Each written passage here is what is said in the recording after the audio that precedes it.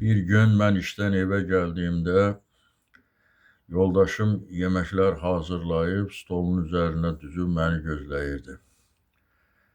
Mən ağlımdan keçən fikirləri yoldaşıma çatdırmaq üçün onun əlindən tutdum və dedim stola əyləş, sənə sözlərim var. O da heç bir söz demədən sakitcə əyləşib ürkək baxışlarla məni dinlədi. Dedim, artıq mən səninlə ayrılıram. Səninlə birlikdə yaşamaq istəmirəm. O heç bir söz demədən sakitcə susub baxdı. Birazdan səbəbini məndən soruşdu, tutarlı bir səbəb deyə bilmədim. Və əsəbləşərək ayağa qalxdı, çəngəl bıçağı stola çırpdı. Dedi, səndən adam olmayacaq. O gecə səhərə kimi ağladı. Mən isə onu heç umursamayaraq yıxılıb yatdım. Ertəsi günü maşının, evin və şirkətimin 30%-ni onun üzərinə ayırıb, sənədləri hazırlatdırıb, gətirib ona təqdim etdim. O sənədləri alıb baxdı və heç bir şey olmamış kimi sənədləri cırıb tulladı. Mənimlə keçirən 10 ilinə, onun mənə olan məhəbbətinə heyfslənirdim. Amma beynimdəki fikirləri heç cür ata bilmirdim. Onunla ayrılmaq qərarına gəlmişdim. Və sonra o ağlamağa başladı. O ağladıqda mən artıq kövrəlmişdim. Bir sonraki axşam evə gəldiyimdə həyat yoldaşım stolun arxasında oturub nəsə yazırdı. Mən yeni sevgilim Jalə ilə keçirdiyim gündən sonra yorğunluqla gəlib otağıma keçdim və ona heç fikir vermədim. O nələrsə yazırdı. Yemək də yemədən yerimə uzanıb yatdım. Gecənin bir yarısı ayılan zaman gördüm ki, o hələ də yazır. Və səhər olduqda o yazdıqlarını yazılı surətdə mənə təqdim etdi. Gördüm ki, yazıb ki, boşanma müddətini gəl mənə bir ay uzadaq. Sənin varidatından mənə heç bir şey lazım deyil. Amma ayrılarkən normal ailə kimi ayrılaq. Oğlumuzun bir aydan sonra imtahanları başlayır. Onun əhval-ruhiyyəsini pozmamaq üçün biz bunu ona bildirməməliyik. Onun moralı pozulmasın, imtahanlarda əziyyət çəkməsin. Mən bu ağlabatan fikir idi. Mən bu fikirləri gedib Jaləyə söyləyərkən o qəhqəhə çəkib güldü, dedi, hə, o gec-tez artıq səndən boşanacaq. Çarəsiz vəziyyətdədir. Amma mən hələ də bu hadisələr barəsində fikirləşirdim. Amma fikrimdən də vaz keçmirdim. Həyat yoldaşımın daha bir şərti var idi. Biz onunla evləndiyimiz zaman mən onu yataq otağından çöl qapısına qədər qucağımda daşıyırdım.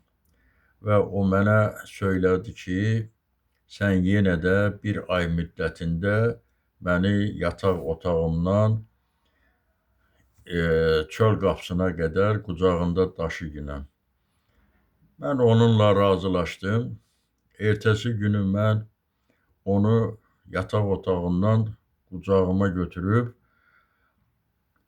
çöl qapıya qədər apararkən oğlumuz bunu gördü və sevinərək qışqırmağa başladı ki, atam annamı qucağında daşıyır.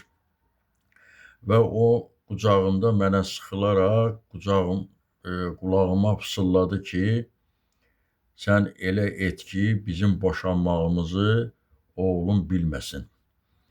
Onunla tamam dedim, razılaşdım onunla və onu gətirib çöl qapının ağzında yerə qoydum.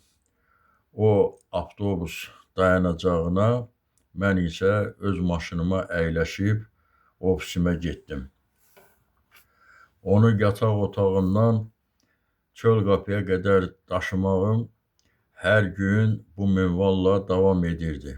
Amma günlər keçdikcə onun yüngülləşdiyini hiss eləyirdim. Get-gedə ona olan mehribançılığım artırdı. Amma öz fikrimdən dönmək istəmirdim.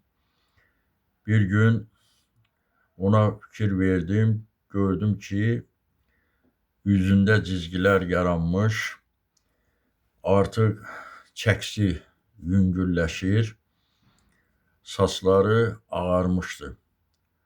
Bu, mənim ucbatımdan olmuşdu. Mənim ona etdiyim həyati yaşam onu bu hala gətirmişdi.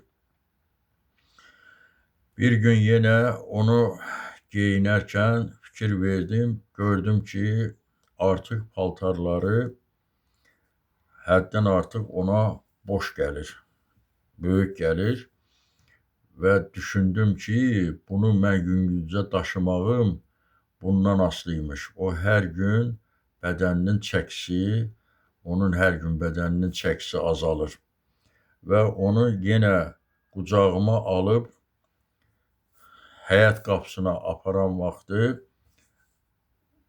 özümü çox günahkar hiss etdim və bundan çox peşmanlıq keçirdim ki, o həyatının 10 ilini mənə həsr etmiş, mən isə ona pis davranmışam. Və onu yerə qoyaraq artıq qapıdan çıxıb ofisə deyil, Jalənin evinə getdim. Qapını döydüm, Jalə qapını açarkən Jaləyə dedim ki, artıq mən qarımdan boşanmayacağam.